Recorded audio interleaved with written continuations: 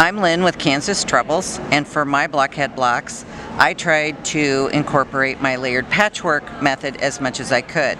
Several of the blocks used half square triangles, and to make half square triangles super simple, I would cut a background square, cut another square the same size, and then cut it in half so that the exposed edge was on the bias, and then we just needed to top stitch 1/8 of an inch from the exposed edge, and our block was done, and there's no trimming or pressing or flipping to the corner.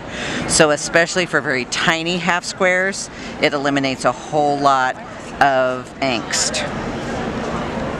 And you can have a row of them just like that.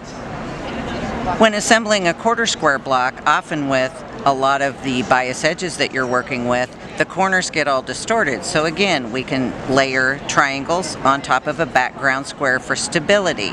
But we have to cut that square into fourths diagonally so that our exposed edge is on the 90-degree angle. So if we lay our two triangles on our background square, like this, with the points touching in the middle, and then top stitch across 1/8 of an inch, making sure to catch the points in the center. We have a perfect quarter square block in any size. It works when it's tiny or any size you want. This block, the Windmill, also has flying geese blocks, and those are also made with a quarter square,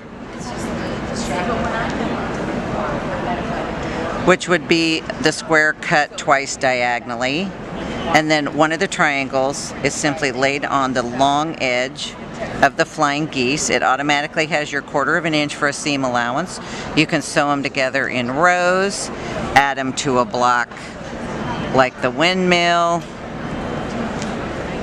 and you can do them in any size you want, because at this point we're really just sewing together rectangles. To do a double pinwheel, it really is broken down into strips and triangles. So I have my 2 jelly roll strips cut to the 4.5 inches, and then I'm going to put a little dot of glue, top stitch my triangle on opposite corners of my jelly roll strips. So they'll look like this. And then you merely turn each unit 90 degrees, so 4 of them together, and you end up with a double pinwheel block. To make a double star, it looks difficult to begin with, but really this block is broken down into a simple 9 patch. The corner units have a square on top of a square. To make sure that our square, small square, doesn't unravel, it's been cut on the bias, meaning it would be cut on point so that all the edges are on the bias and won't unravel. It's simply glued in place on the corner and top stitched 1/8 of an inch from that edge. To get the star point unit, which would normally be 2 flying geese units with multiple layers and seams, we're going to use a square cut in half once to get our star points so that the bias edge is exposed, and we would top stitch along there. And then we would use a background square cut twice to get 4 triangles for the background